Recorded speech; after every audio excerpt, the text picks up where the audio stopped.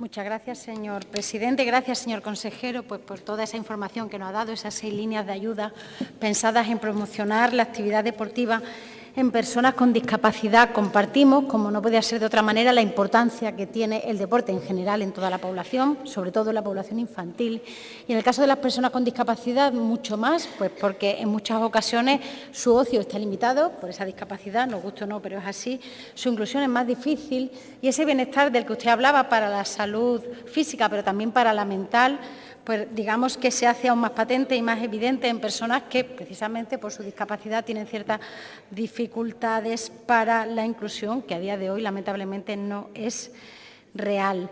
Miren, el otro día dijo una compareciente en las comparecencias de la Ley de Atención Temprana que la discapacidad era un ascensor social que siempre desciende, que siempre está en sentido descendente. Y, desgraciadamente, a día de hoy eso es cierto, eso es así.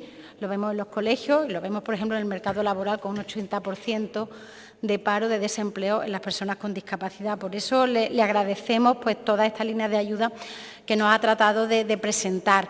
Tengo, sin embargo, que algunas objeciones, algunas cuestiones que me gustaría hacerle, ¿no?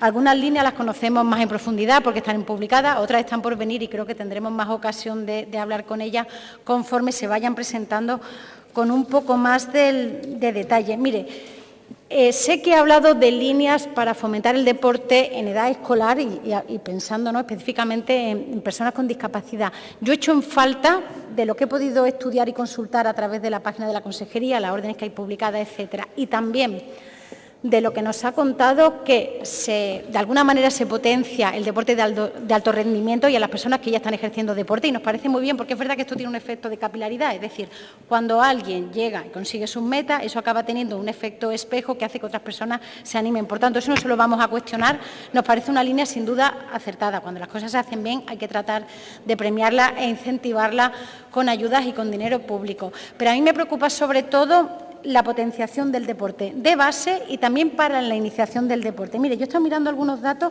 y la verdad es que me he quedado realmente sorprendida, por no decir asustada, y no sé muy bien a qué se debe y a lo mejor desde la Consejería tienen alguna respuesta. Pero mirando la evolución de las licencias deportivas para deporte adaptado, por ejemplo, en 2010 teníamos 2.317 y en 2020 1.603. Es decir, es un hecho el que las licencias deportivas para deporte adaptado están disminuyendo y a un ritmo que la verdad que es alarmante. Mi pregunta es por qué hay personas con discapacidad que dejan de hacer deporte y por qué no se mantienen, no se suman otras personas. Y luego, las ayudas, por ejemplo, la ayuda que nos hablaba para comprar material deportivo están bien, para comprar material no fungible para realizar ese deporte adaptado.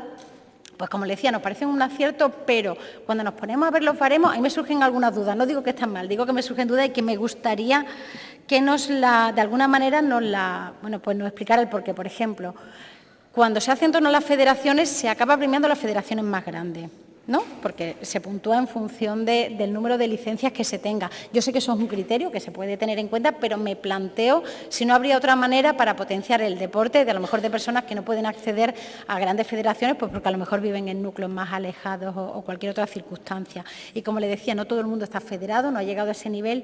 ¿Qué hacemos para potenciar pues las capacidades que puedan tener personas con discapacidad que todavía no se han iniciado o que realizan deporte de base?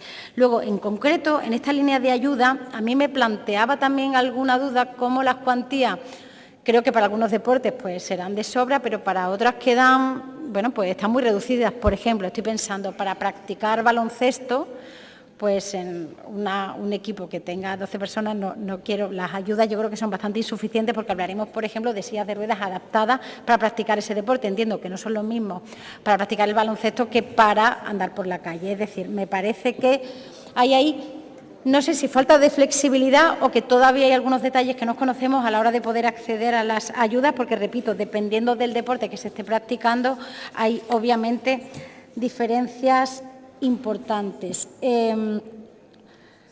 Me preocupa, como le decía, ha hablado antes de que la campaña de difusión que llegaría al 10% de los centros escolares. Yo creo que habría que plantearse como una línea maestra de la Consejería, y alguna vez lo hemos hablado, el fomento del deporte infantil, incluyendo también el de las personas con discapacidad. Yo creo que el deporte inclusivo es, sin duda, una de las mejores maneras de fomentar la inclusión de las personas con discapacidad. Hacerlo desde niños y niñas les fomenta la autoestima, les hace sentirse más seguros, les hace ser más felices, les hace desarrollar al máximo su potencialidad. Es muy difícil empezar a ejercerlo como adultos, sobre todo los deportes de equipo y sobre todo si hablamos de deporte inclusivo. Claro, sí, para personas que tienen discapacidad y que lo hacen entre personas con discapacidad es una cosa, pero yo creo que hay que empezar a apostar por el deporte integrado, se está haciendo ya en toda Europa, y líneas de ayuda específicas para eso deberían empezar quizá antes. Entonces, me preocupa cómo podemos potenciar el deporte de base, teniendo en cuenta la edad escolar y teniendo en cuenta la iniciación, es decir, cuántas personas no inician una actividad deportiva teniendo capacidad por ello, precisamente porque su discapacidad le hace digamos que es una barrera más grande de la que lo puede ser para cualquiera de nosotros, para cualquiera de nosotras. Y en esa línea, pedirle pues que en su segunda intervención nos especifique un poco más lo que tiene que ver con la edad infantil y con el deporte de base. Si todavía no se ha desarrollado, pues ya lo podremos hablar en el siguiente periodo de sesiones, pero pedirle, por favor, que preste especial atención a eso, porque nos parece más o tan importante como el potenciar el deporte de alto rendimiento, que por supuesto que lo es, el premiar de alguna manera a federaciones o clubes que tienen licencias de deporte adaptado, que no lo vamos en ningún caso a cuestionar porque nos parece importante por ese efecto de capilaridad, ¿no?, que tiene sobre el resto de la población, y pedirle en definitiva que no se olvide de las personas con discapacidad, porque hay campos en el deporte, como pasa con la educación, básicos y fundamentales para lograr la inclusión social. Muchas gracias.